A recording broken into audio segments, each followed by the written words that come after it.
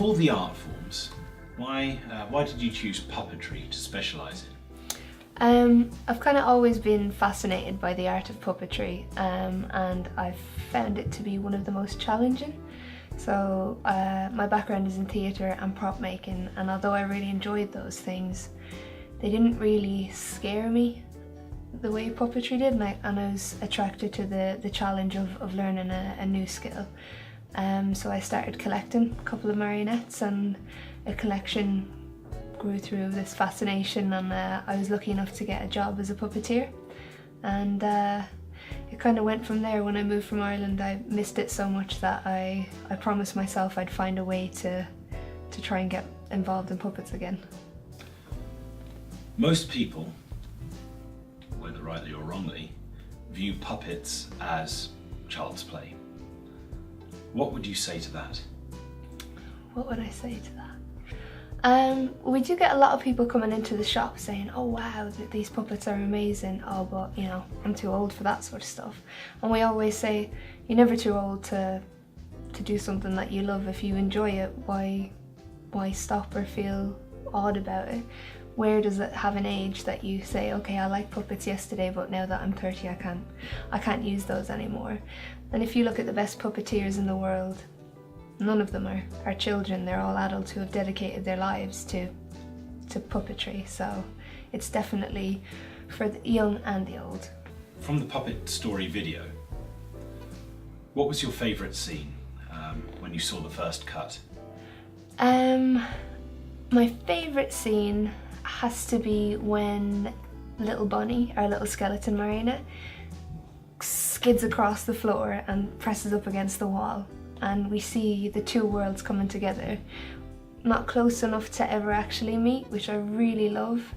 And the reason why I like that one so much was because I wasn't quite sure how it would turn out. So we did take after take, and when I saw it, when they played it back, I thought, oh, I'm not really sure that's going to turn out very well. And then when I actually saw it in the first cut, I just couldn't stop laughing. It was my absolute favourite thing ever, and he was just so full of life and animation that it was brilliant. And Bonnie, because? Because they're made in the Czech Republic, and the guy that we get them from, his accent, it's actually baby Boney, like as in a bony body, but with his accent it's Bonnie, and that's the way he spelled it, so it's kind of just stuck. It's quite sweet. Yeah, and is that what this picture in the background is connected to? Yep, this is the Charles Bridge, and we travelled to Prague 5-6 times now, and each time we're just absolutely amazed by the culture of puppetry that they have over there. And when you walk across the Charles Bridge, just underneath it there's a fabulous little marionette shop.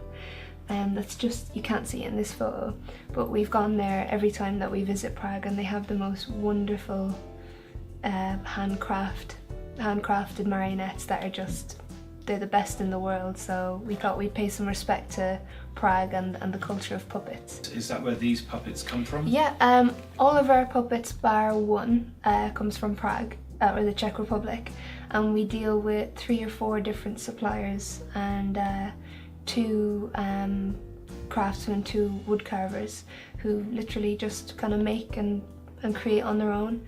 And they make our high-end pieces, the one-offs, like a Harry Potter and a librarian. But these little guys that we have, like the little Bonnie and the big Bonnie, they all come from Prague too. Rumour has it that you share puppeteering tips and tricks in your workshops and lessons. We do. Some things we have to keep secret for our workshops and our lessons, but there's a couple of things that I can tell you, and I can tell some beginners or people who are just kind of interested in puppetry. So one thing is, get a mirror and put that on the floor, and don't look at yourself.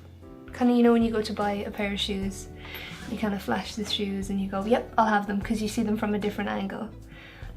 You should do the same with your puppets, so just watch the puppet in the mirror like somebody else would be watching it. And you won't really see yourself or focus on yourself, which is quite nice. But you'll also pick up little things that the puppet will do by accident, or that you'll make it do by accident. You'll think, oh, well, how did I do that? And you'll go over it and over it and over it again. And anytime I get a new puppet, that's what I do. I just spend ages just standing in front of a mirror with the puppet, going over the same things until I see what looks most natural. And another one is when people kind of, even when they come into the shop, they kind of pick up a puppet and they grab it by the arm and they kind of flick the arm as high up as they can, or they put this guy on and they really kind of overextend his head and his mouth. And it's really in the subtle kind of movements that you get quite a nice little lifelike appearance with the puppets. So when you're moving a hand on a string, rather than pulling the string really high and letting the hand drop, what we say is work within the natural space. So if it was a person, we don't talk with our arms kind of outstretched here and there, it looks really weird. So the same with the puppets, you kind of want to keep them in their own little kind of space, and when as I talk now, my hand doesn't really go out here, it stays here where it's natural and real. And when people do that and they subtly move the strings gently just a little bit, it really changes how the puppet looks and how real it is. So there's a couple of secrets for you. Just now, is it possible if you could just put Godzilla here, Yeah. just sideways on, Yeah. or maybe the other way if it feels more comfortable to you, and can you mimic, how do you make him walk, or what do you do with your arm to make just even the movement look natural? This guy, when I do little videos with him, because he's not a rod puppet, if he was, it would be a lot easier to have rods attached to the back of his feet, so he could, you know, get a really good movement to him. But because one of my hands is busy at the moment, and the other one it would kind of take away if I was filming and you could see my hand here, what I do is, if I'm filming, I bring the camera back here and I kind of waddle. I never show the end of his feet. I kind of just bring him from side to side and I turn his head. So really the focus is always just up on the really nice detail flowing up to his head, because that's where the most amount of movement will be, rather than kind of here. That's where the articulation Exactly, is. yeah. Yeah. So you always focus on what can the puppet do really well. Well, this one can move his head and he can roar and all that sort of stuff. If we focused on his legs, he'd be a little bit dull. Yeah. Okay, thank you. What is the most important feature on a puppet? Oh, for me, the most important feature on a puppet would have to be the face. Purely because it doesn't matter how well a puppet can move, if the face doesn't attract people, they will never be able to connect with it, or be able to kind of feel what the puppet is trying to portray. If you can get a nice face on a puppet, that is the most important thing. When people come into the shop, they're not drawn to the ones that move really well. They're drawn to the ones that have the wrinkles and the scrunched up eyes and the little kind of the sad face, and they're attracted to the ones that look like real characters, and they don't realise why they're attracted to those ones. They just go, oh, look at those, they're so lovely, but it's all down to the face, for me anyway. At the end of the video, you do say you do parties, workshops and therapy. Would you like to maybe expand a bit more on the therapy side of things? Yeah, so with puppets, it kind of goes with the whole, puppets aren't just for children, they're for everybody. And people don't realise how powerful puppetry can be as a healing tool, as a communication tool, and as an educational tool. So we'll go into schools and we'll do workshops with them. We'll go into homes with people who suffer from dementia and Alzheimer's. We'll go into homes where people just want a little bit of entertainment and something different.